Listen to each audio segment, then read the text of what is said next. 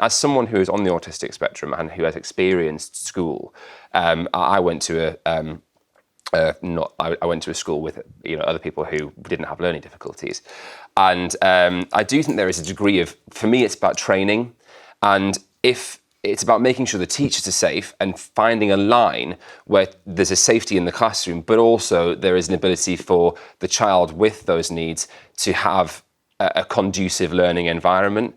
But is it also about some children with special needs perhaps don't belong in mainstream? They belong in really good finding other types of schools. a conducive learning environment for that child. Because the school has a responsibility to its staff for their health and safety. Yes, absolutely. And they have to protect them from an attack. 13-year-old boy can be a little 13-year-old or can be a very big 13-year-old. I was almost 6 foot when I was 13. And I can tell you as well that there is another side to this, which is that I had some teachers who were brilliant with it and who were excellent, and I had some teachers who just didn't get it and were awful to me. I mean, really awful and saying very personal things and making me stand in front of the class, and making me very embarrassed.